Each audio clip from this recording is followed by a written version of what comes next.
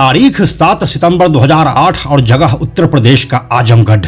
इस दिन गोरखपुर से सांसद योगी आदित्यनाथ अपने 40 गाड़ियों के काफिले के साथ एक रैली निकालकर आजमगढ़ की जमीन से आतंकवाद और गुंडागर्दी को खत्म करने के लिए निकले थे, लेकिन रास्ते में ही उनकी एसयूवी गाड़ी पर हमला हुआ और इस हमले में वह बाल बाल बच गए।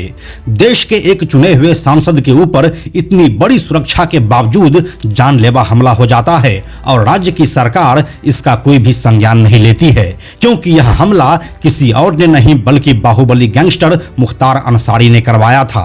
क्या थी इस घटना के पीछे की पूरी कहानी और मुख्तार अंसारी क्यों योगी आदित्यनाथ को मारना चाहता था? आइए आपको बताते हैं सब कुछ आज के इस वीडियो में।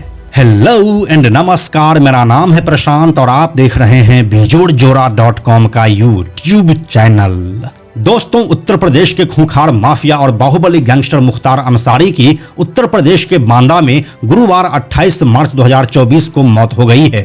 बांदा की जेल में 3 साल से बंद इस दुर्दांत अपराधी की भले ही मौत हो गई हो, लेकिन उससे जुड़े अपराधों के किस्से अभी भी तैर रहे हैं। इसी तरह की एक घटना साल 2008 में हुई थी, जब मुख्तार अंसारी ने यूपी के मुख्यमंत्री योगी आदित्यनाथ के काफिले पर हमला करवाया था। योगी आदित्यनाथ के साथ मुख्तार अंसारी की अदावत की कहानी उस वक्त शुरू होती है जब साल 2005 में मऊ के अंदर दंगा होता है।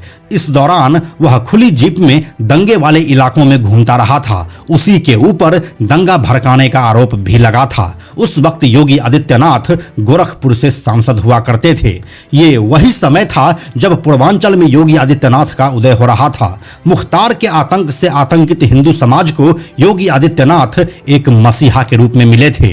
2004 में योगी आदित्यनाथ तीसरी बार गोरखपुर से लोकसभा चुनाव जीत चुके थे।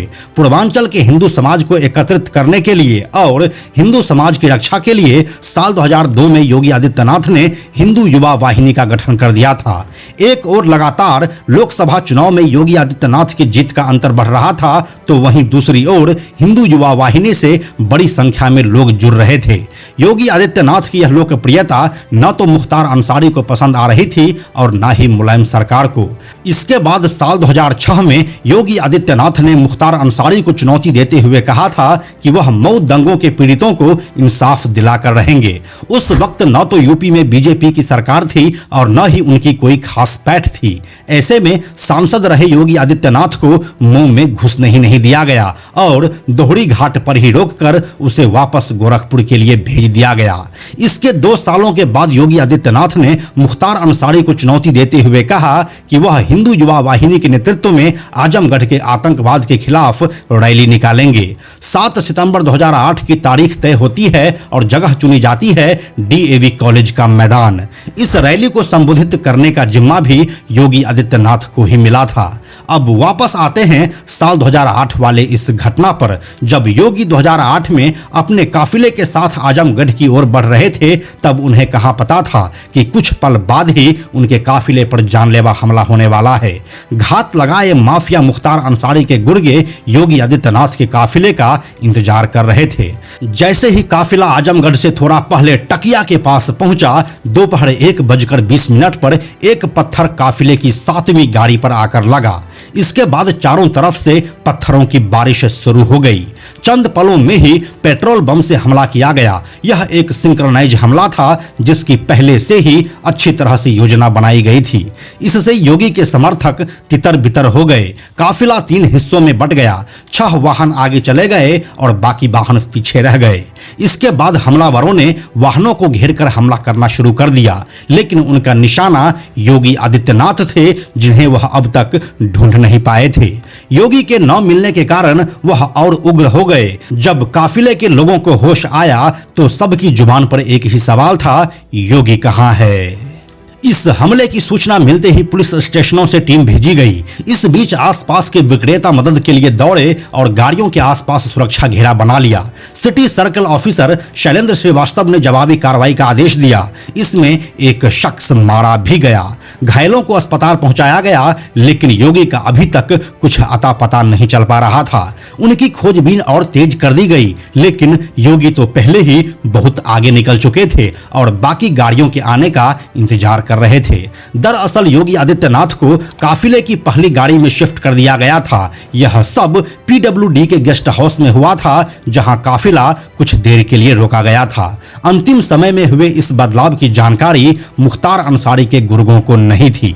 पूर्व पुलिस अधिकारी शैलेंद्र सिंह के मुताबिक चूंकि एक तरफा कार्रवाई हो रही थी, तो जान से मारने के लिए योगी के काफिले पर बम फेंका गया था। ये तो संयोग था कि उनकी गाड़ी बदल दी गई थी, नहीं तो उस वक्त बहुत बड़ा हादसा भी हो सकता था। यह एक ऐसी घटना थी जिसने उत्तर प्रदेश को अपराध का पर्याय बना दिया था। इतनी बड़ी घटना हो गई, लेकिन उस वक्त की मायावती सरकार ने इसके ऊपर कोई ठोस कार्रवाई नहीं होने दी, क्योंकि मुख्तार अंसारी उस समय उसी के पार्टी से विधायक था और मुख्तार का माफियागिरी इतना ज्यादा बढ़ चुका था कि वह अपने दम पर ही पूरे पूर्वांचल के पॉलिटिक्स को कंट्रोल करता था।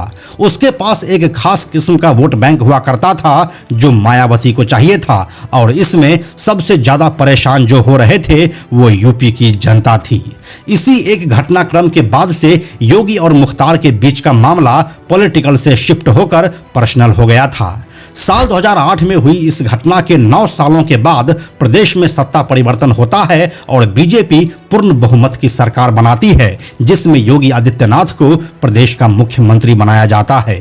इसके बाद से लेकर आज तक जो भी हुआ वह सब कुछ इतिहास में दर्ज है। तो यही थी मुख्तार अंसारी द्वारा योगी आदित्यनाथ पर कराए गए हमले की पूरी कहानी। इसके बारे में अपनी राय आप हमें कमेंट बॉक्स में लिखकर जरूर बताइए। हम जल्दी मिलते हैं आपसे एक नए कहानी के साथ। यह वीडियो अगर आपको पसंद आया तो इसे लाइक और शेयर जरूर करें। आने वाले वीडियोस के लिए बेजोड़ जोड़ा को सब्सक्राइब करके बेल आइकन को टच करना ना भूलें। Thank you so much.